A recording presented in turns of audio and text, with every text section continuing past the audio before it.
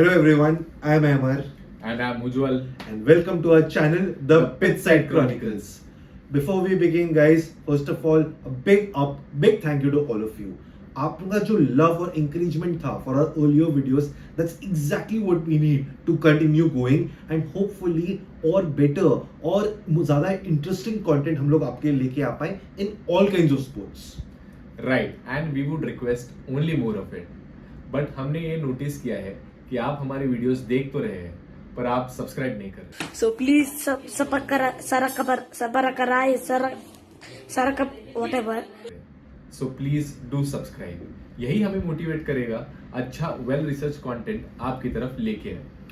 On that note, Ujwal, let's jump right into our topic for this week. That's discussing about the Indian football structure. वाह अमर, इस topic पे तो हम घंटों बात कर सकते हैं.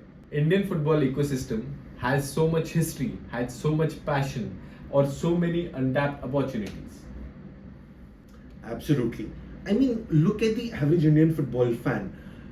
यूरोप में क्या हो रहा है सब पता है. इंग्लैंड में प्रीमियर लीग है, स्पेन में ला लीगा है, इटली में सीरी आ है, फ्रांस में रायट्स हो रहे हैं, मगर इंडिया में क्या हो रहा है कुछ नहीं पता.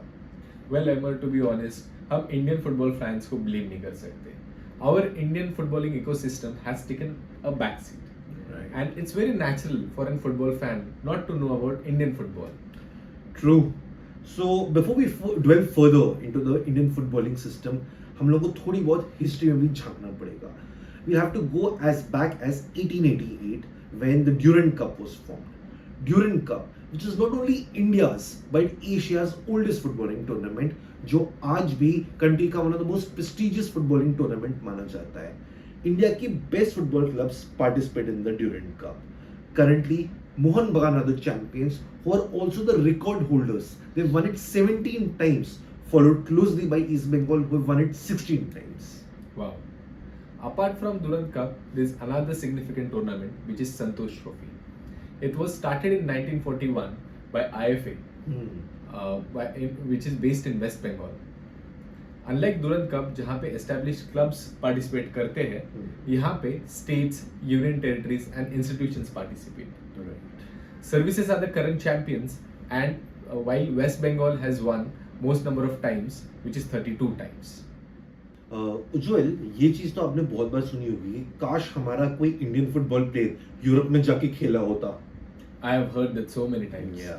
Have you heard of Mohammad Salim? Who? Mohammad Salim was born in Calcutta in 1904.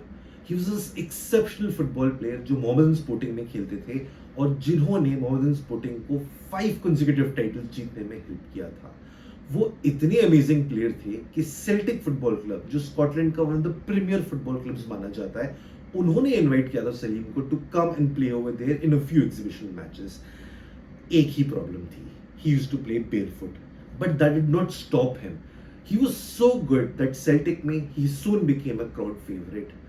But धीरे धीरे एक और प्रॉब्लम होना शुरू हुई कि Mohammad Salim became homesick and he wanted to come back to India.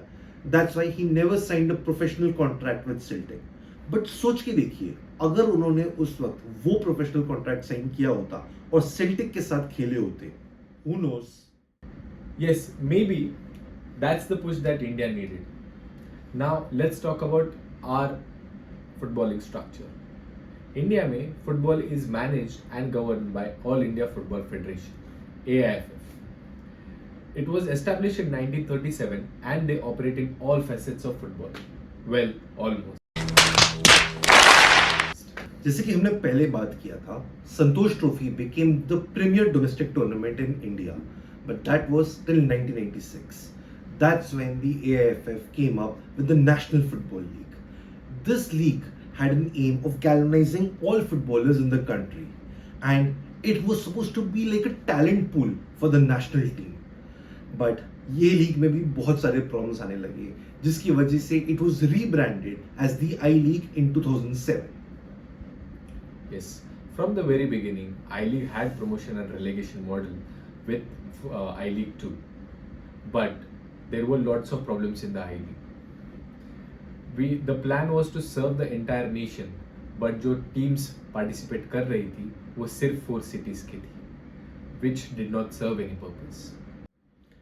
And that's where the most important player makes its way into Indian football.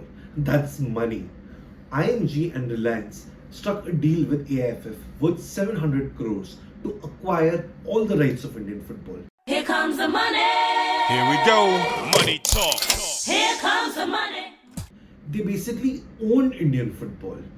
Reliance wanted to make some fundamental changes in the I-League. The owners of the I-League were certainly not happy with this, and thus arose a lot of disagreements and arguments between the two. And thus in 2014 we get our biggest league, which is Indian Super League. It was this star-studded league with proper marketing campaigns, with proper format and celebrities owning football clubs on the likes of Virat Kohli, Ranbir Kapoor, Sachin Tendulkar, and the list goes on. ISL brought in a renewed enthusiasm and vibe which Indian football desperately needed. But in 2017, ISL was not recognized by AFC or FIFA. Things changed on after 2017 in a very optimistic way. After they got recognition both from FIFA and from the AFC, ISL became our topmost league. So now the Indian football hierarchy goes something like this. ISL sits at the top, followed by I-League, I-League 2nd Division and I-League 3rd Division. Currently in the ISL there are 12 teams and they have one team which gets promoted from the I-League. This season that's going to be Mohammedan Sporting. The format of I-League is something like this. Every team plays against every other team twice during the entire season. At the end of all the league games, the team at the top wins the ISL League Winners' Shield and they get the ISL Shield. After that, we come to the playoffs. The top 6 teams are going to be a part of the playoffs, with the first and second teams finishing at the first and second position will directly go to the playoffs format. Teams finishing from 3rd to 6th will compete in qualifiers and eventually we'll have the ISL Cup winner. Then there is the I-League, which follows round robin format. Currently there are 13 teams in I-League and they play against each other twice during the entire season. At the end of the season, whichever team has highest number of points will win the I-League and are eligible to get promoted in ISL next season. And the bottom 2 teams are relegated to I-League 2nd Division. This is for men.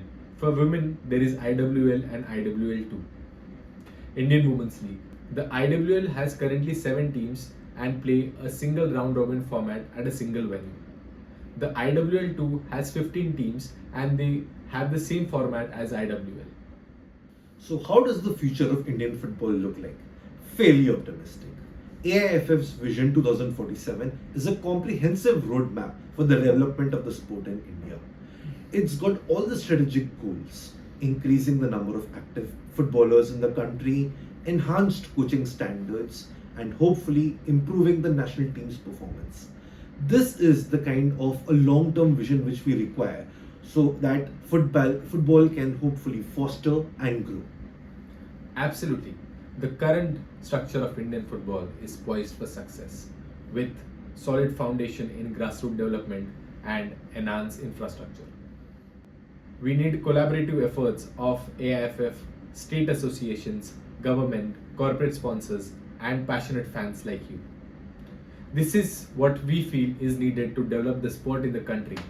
What do you think is necessary? Let us know in the comments below. And guys, this is where we take your leave. I think Ujjwal, we had a very fruitful, very fun discussion on the Indian football structure. So guys, if you've enjoyed this, please like our videos, share it with whomever you can, and subscribe to our channel. Until next time folks, only on The Pitch Pitch Side Side Chronicles.